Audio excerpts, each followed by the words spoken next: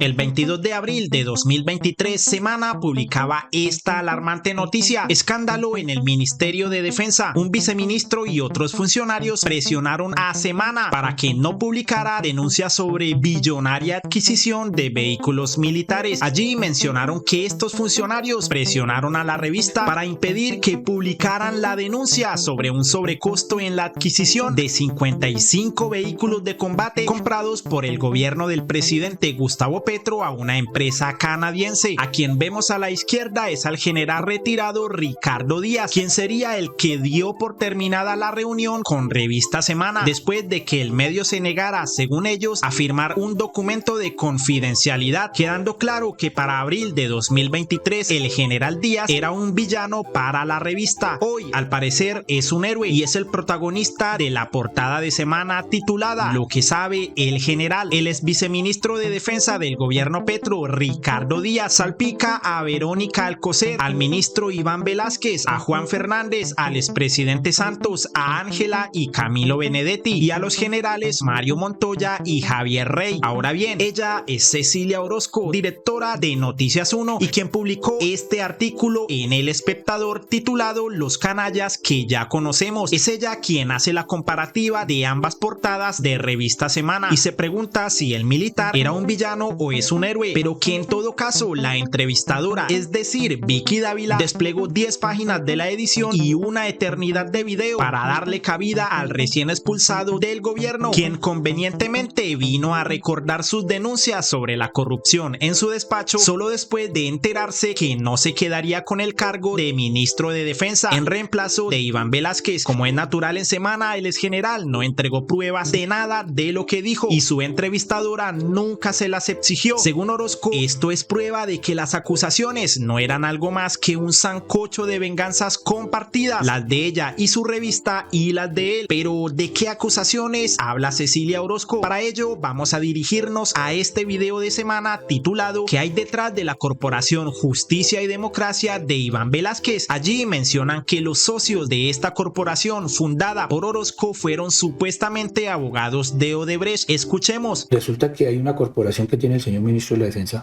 ¿Cómo se llama? Se llama Justicia y Democracia. ¿Corporación? Justicia y Democracia. Es una corporación que tiene su sede aquí en Colombia, ¿sí? Pero tiene una particularidad. Los socios de esa empresa, ¿sí?, eran los abogados de Odebrecht en el proceso de Guatemala. Los socios de esa corporación, sí, eran... Permíteme, yo te hago el mapa correcto. El mapa correcto para que no haya... A ver. Los socios de esa corporación son Juan Pablo Carrasco de Grot, ¿cierto?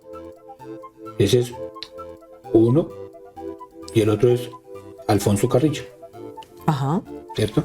Esos dos abogados tenían que ver, eran los representantes de Odebrecht en Guatemala, pero tenían que ver con el banco ruso de la familia Vikov en Guatemala.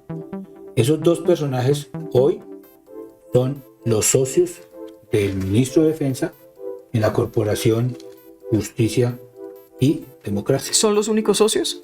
Ahí también estaba la señora Cecilia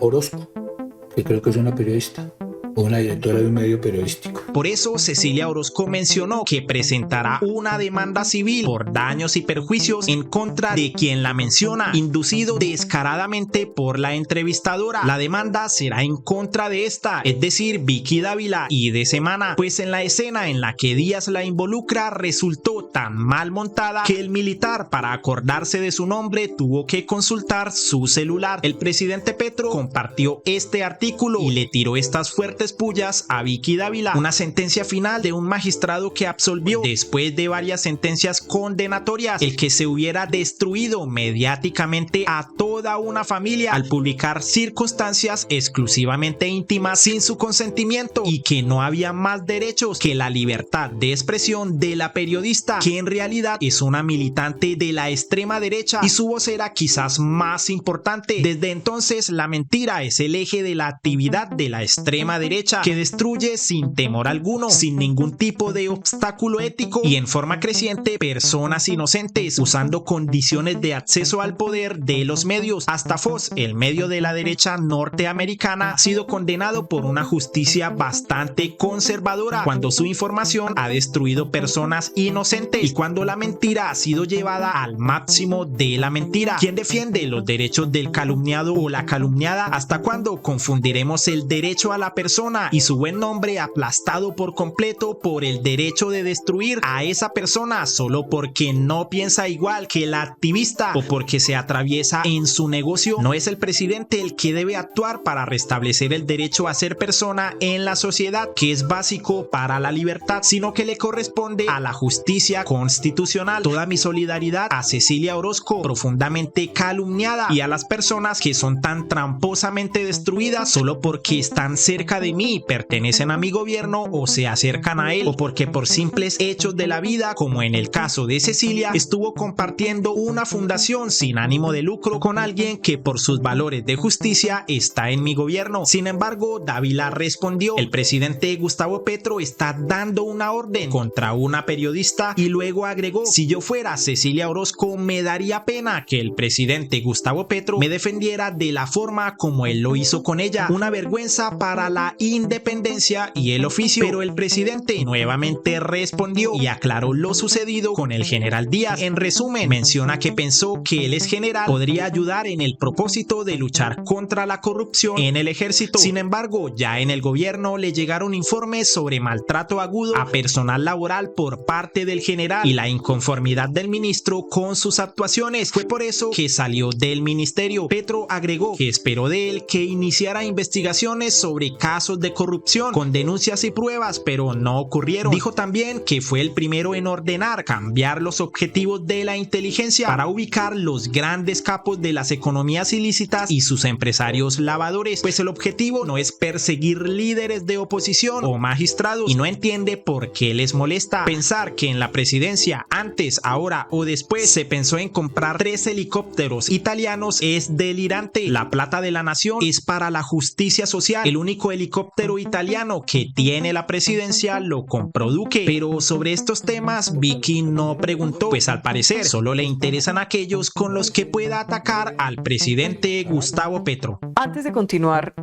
hay un episodio aquí que tiene que ver con Odebrecht. Explíquenos eso. Un episodio que tiene que...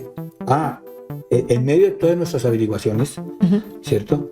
Encontramos que había un interés muy particular en que la Policía Nacional fuera vinculada al Ministerio de Defensa. Ese es un punto que ha tenido mucha controversia.